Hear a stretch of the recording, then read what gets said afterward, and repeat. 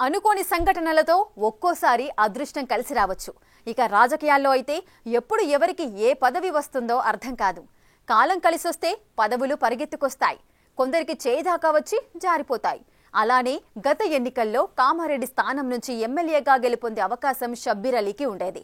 అనుకోకుండా బీఆర్ఎస్ అభ్యర్థిగా అధినేత కేసీఆర్ కామారెడ్డి నుంచి పోటీ చేయడంతో ధీటుగా అప్పటి పీసీసీ చీఫ్, ప్రస్తుత ముఖ్యమంత్రి రేవంత్ రెడ్డి కూడా ఇక్కడి నుంచే పోటీ చేశారు. దీంతో తన స్థానాన్ని షబ్బీర్ అలీ త్యాగం చేసి హుటాహుటిన నిజామాబాద్ అర్బన్ నుంచి పోటీ చేయాల్సి వచ్చింది. గెలిస్తే షబ్బీర్ అలీకి మంత్రివర్గంలో మొదటి ప్రాధాన్యతతో చోటు దక్కేది. కానీ స్థానం మారడంతో షబ్బీర్ అలీ ఓటమి పాలయ్యారు. 2 ఏళ్ల తర్వాత మళ్లీ షబ్బీర్ అలీకి మళ్లీ అదృష్టం వరించబోతున్నట్లు కనిపిస్తోంది. అదేలాగో మీరే చూడండి. తెలంగాణలోని కాంగ్రెస్ ప్రభుత్వం మంత్రివర్గంలోని ముస్లిం మైనార్టీ కోటాలో మంత్రి పదవి ఖాళీగా ఉంది. ఈసారి ఒక్క ముస్లిం ఎమ్మెల్యే కాంగ్రెస్ నుంచి గెలుపొందకపోవడంతో భర్తీ చేయడానికి ఒకరికి ఎమ్మెల్సీ అవకాశం ఇచ్చి మంత్రివర్గంలోకి తీసుకోవాల్సి ఉంది. అయితే ప్రస్తుత పరిణామాలు షబ్బీర్ అలీకి కలిసొచ్చే విధంగా కనిపిస్తున్నాయట. అదేలా అంటే కల్వకుంట్ల కుటుంబ తగాదాలు మాజీ మంత్రి షబ్బీర్ అలీకి కలిసొస్తున్నాయట. నిజామాబాద్ స్థానిక సంస్థల ఎమ్మెల్సీ కల్వకుంట్ల కవిత తన పదవికి ఇటీవలే రాజీనామా చేశారు. దీంతో ఎమ్మెల్సీ స్థానం ఖాళీ అయింది. ఉప ఎన్నిక జరపాల్సి ఉంటుంది.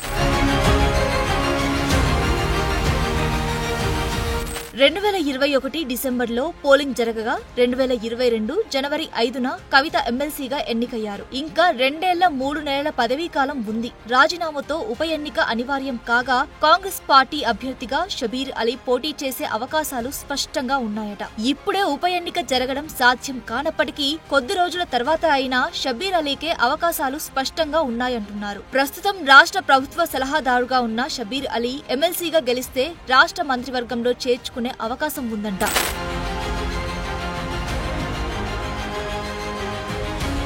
ఇప్పటికే గవర్నర్ కోటాలో అజరుద్దీన్ కు కాంగ్రెస్ అధిష్టానం ఎమ్మెల్సీగా అవకాశం ఇచ్చింది. అజారుద్దీన్ ను మంత్రివర్గంలోకి తీసుకుంటారనే ప్రచారం జరుగుతోంది. అయితే సుదీర్ఘమైన రాజకీయ అనుభవం, మంత్రిగా పనిచేసిన షబ్బీర్ కే మంత్రి పదవి దక్కే అవకాశం ఉందంటున్నారు. అదలా ఉంటే ప్రభుత్వం కొలువుదీరి దాదాపు 2 ఏళ్లు కావస్తున్నప్పటికీ ఉమ్మడి నిజామాబాద్ జిల్లాకు మంత్రివర్గంలో అవకాశం లేదు. షబ్బీర్ అలీ ఎమ్మెల్సీగా గెలిస్తే మంత్రివర్గంలో తీసుకుంటే జిల్లాకు కూడా ప్రాధాన్యత ఇచ్చినట్లు అవుతుందన్న అభిప్రాయమూ ఉంది. నిజామాబాద్ జిల్లాకు మంత్రివర్గంలో స్థానం ఇవ్వలేదన్న అపవాదును కాంగ్రెస్ దూరం చేసుకుంటుందట.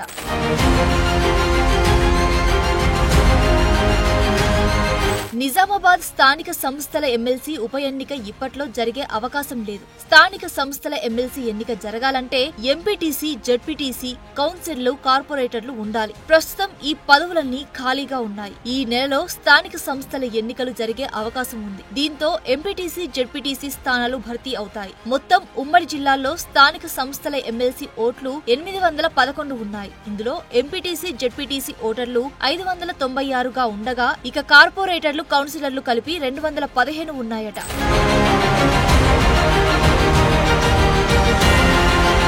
మొదటగా ఎంపీటీసీ, జెడ్పీటీసీ ఎన్నికలు నిర్వహించినప్పటికీ ఎమ్మెల్సీ ఉప ఎన్నిక జరిగే అవకాశం లేదట. ఎన్నిక జరగాలంటే తప్పనిసరిగా 75% ఓట్లు ఉండాలి. ఈ లెక్కన 608 స్థానాలు కావాల్సి ఉంటుంది. ఎంపీటీసీ, జెడ్పీటీసీలను కలుపుకుంటే 596 మాత్రమే అవుతారు. ఈ ఓట్లు సరిపోవు. అంటే తప్పనిసరిగా మున్సిపాలిటీ, కార్పొరేషన్ ఎన్నికలు జరిగిన తర్వాతనే ఉప ఎన్నికకు ఆస్కారం ఉంటుందంటున్నారు. స్థానిక సంస్థల ఎన్నికల తర్వాతనే గ్రామ పంచాయతీ ఎన్నికలు నిర్వహిస్తారనే చర్చ జరుగుతోంది. ఆ తర్వాతనే మున్సిపాలిటీ ఎన్నికలు జరిగే అవకాశం ఉంటుందట. ఈ పరిస్థితుల్లో మున్సిపాలిటీ ఎన్నికలకు మరో 3 నెలలు సమయం పట్టే పరిస్థితి నెలకొంది. అయినప్పటికీ మరో 2 ఏళ్ల పదవీకాలం ఉంటుంది. ఏదేమైనా కల్వకుంట్ల కవిత రాజీనామా తర్వాత నిజామాబాద్ స్థానిక సంస్థల ఎమ్మెల్సీ ఉప ఎన్నిక ప్రాధాన్యత సంతరించుకుంది. అయితే చూడాలి. సీఎం కి అత్యంత సన్నిహితుడుగా ఉన్న కాంగ్రెస్ పార్టీ సీనియర్ నేత, ప్రభుత్వ ముఖ్య సలహాదారులు షబ్బీర్ అలీ త్వరలో మంత్రి కాబోతున్నారని నిజామాబాద్ జిల్లా కాంగ్రెస్ నేతలు ఆశాభావం వ్యక్తం చేస్తున్నారు.